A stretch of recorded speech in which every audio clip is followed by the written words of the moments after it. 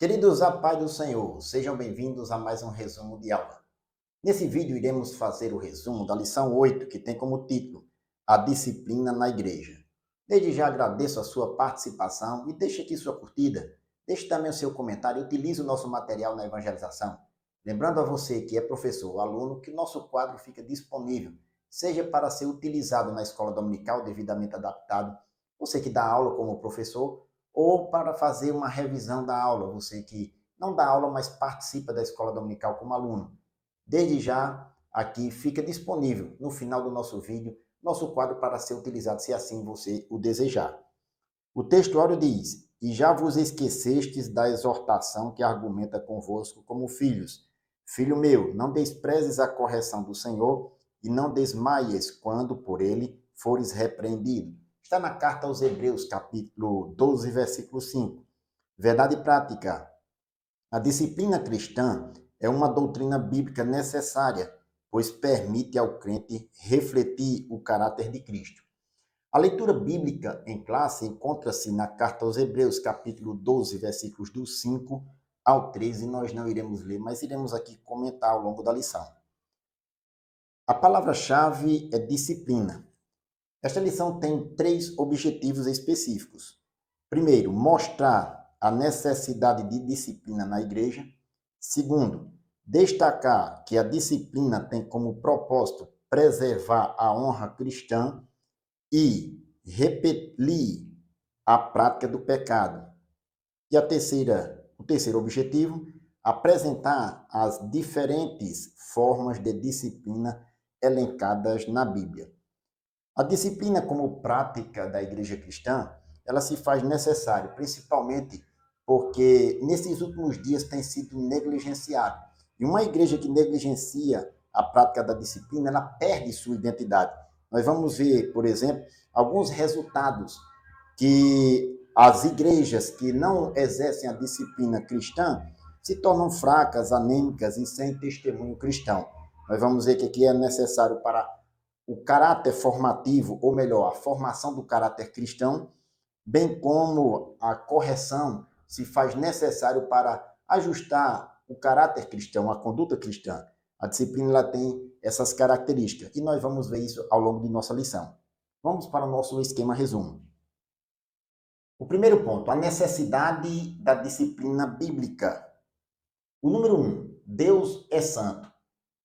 Queridos, a primeira necessidade que nós vemos de acordo com a Bíblia, que faz jus à disciplina cristã, é porque Deus ele é santo e exige também do seu povo, da sua igreja, a santidade. A santidade é um dos atributos divinos. Em Levíticos capítulo 11, versículo 45, o Senhor diz para o seu povo: Eu sou santo.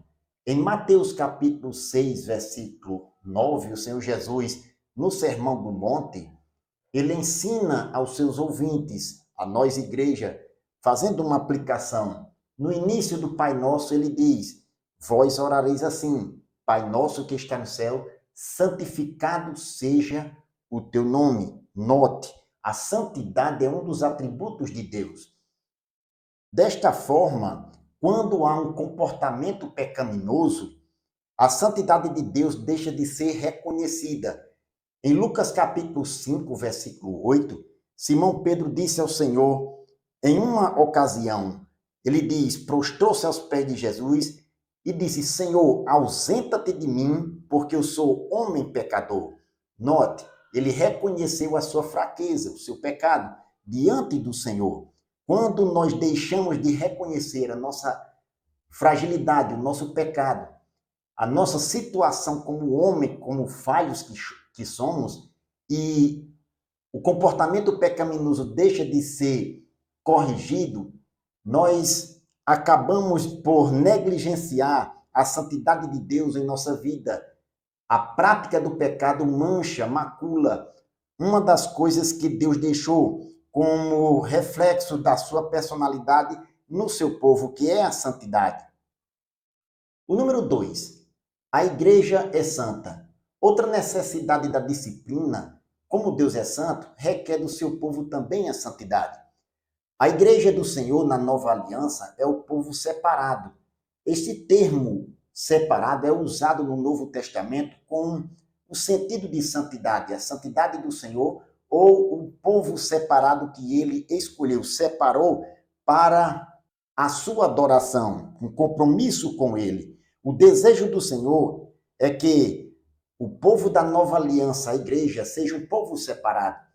Em 1 de Pedro, capítulo 1, versículo 16, o apóstolo diz: como está escrito, sede santo, porque eu sou santo. O termo santo tem o significado de separado ou consagrado a Deus. Em Romanos, capítulo 1, versículo 1, já citei esse texto em lições anteriores, é um dos textos que melhor esclarece no Novo Testamento o significado da palavra santidade, ou separado para o Evangelho, como um termo de consagração de um povo. Paulo diz: Paulo, servo de Jesus Cristo, chamado para apóstolo, separado para o Evangelho de Deus. Note, separado ou consagrado para o Evangelho. A vontade do Senhor é que o seu povo seja consagrado a Ele. O número 3, quando a igreja não disciplina. Segundo o que aprendemos nos textos do Novo Testamento, a igreja é o corpo de Cristo e, como tal, o Senhor requer do seu povo a santidade. A santidade faz parte da identidade do cristão.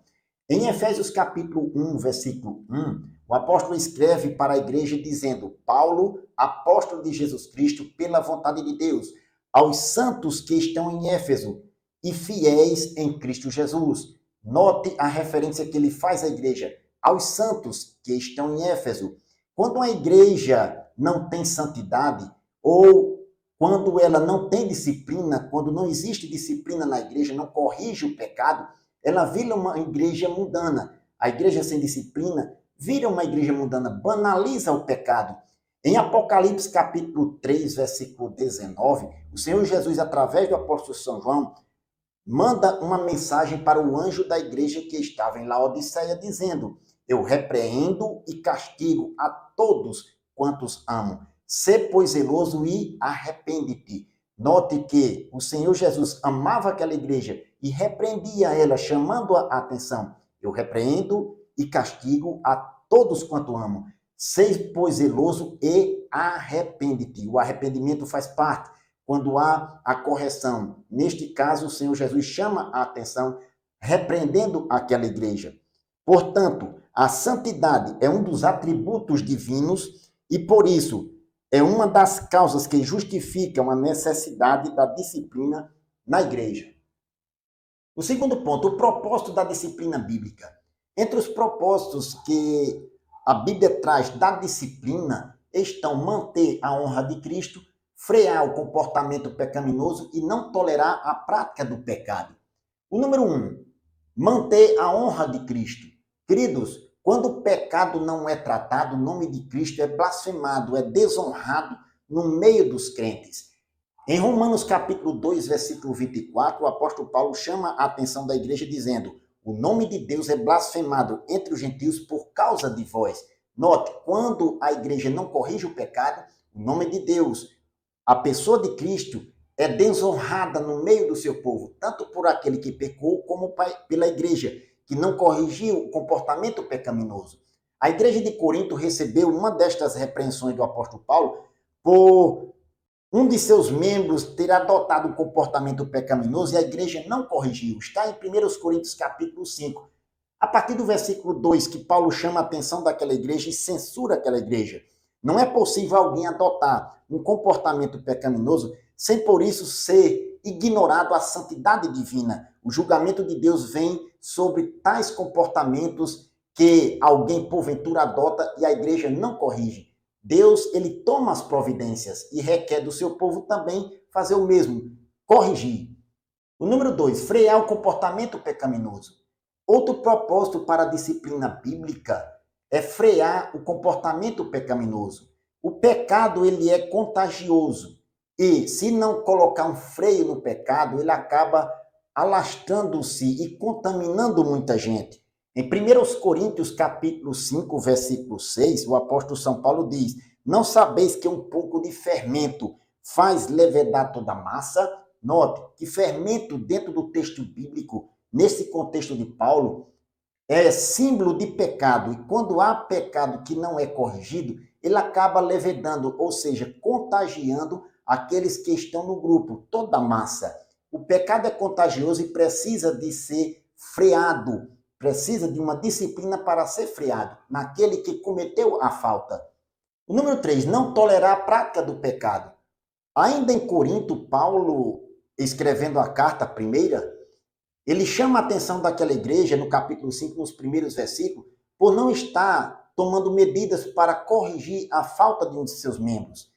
Isso acabaria por enfraquecer a igreja. O pecado enfraquece a igreja do Senhor.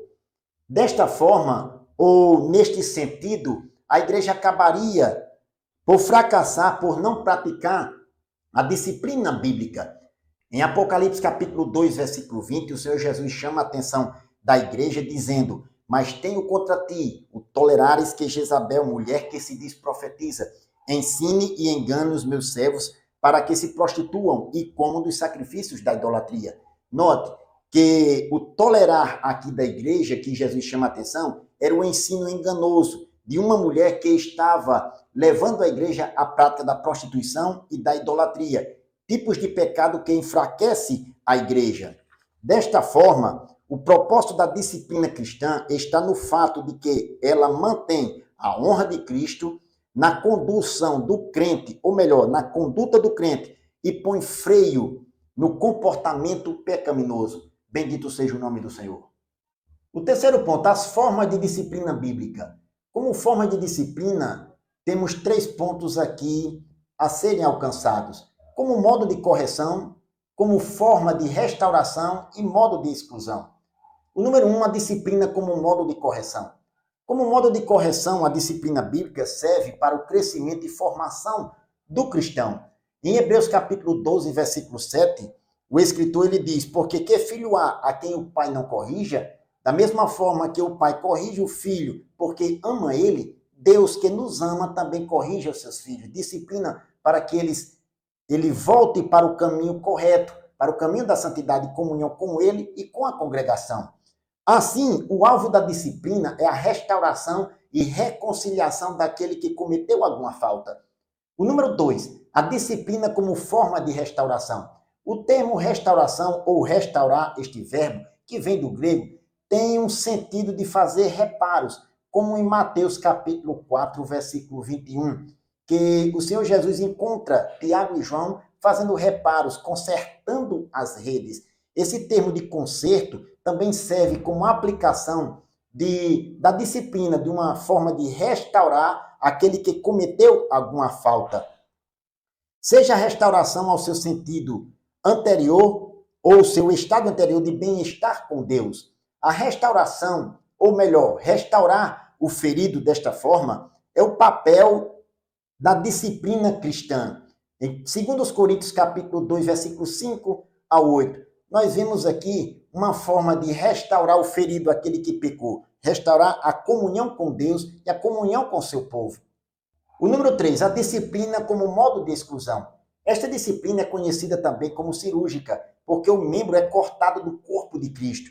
Em 1 Coríntios capítulo 5, versículo 13, o apóstolo São Paulo chama a atenção da igreja em relação àquele que faltou, dizendo: tirai dentre vós a esse iníquo. Neste caso, há um desligamento e não apenas um afastamento da comunhão. Em Mateus capítulo 18, versículo 18, diz o Senhor Jesus: em verdade vos digo que tudo que ligares na terra será ligado no céu, e tudo que desligares na terra será também desligado no céu. Note a ênfase que o Senhor Jesus fala nesse texto. Quando a igreja, quando 2 ou 3 estiverem reunidos no seu nome, tudo que ligares aqui será ligado no céu. E tudo que aqui na terra for desligado será também desligado no céu. Ligou na terra, também ligou no céu. No nome de Cristo, quando alguém se reúne, a igreja do Senhor, 2 ou 3, ligando aqui na terra será ligado no céu, e desligando aqui na terra também será desligado no céu.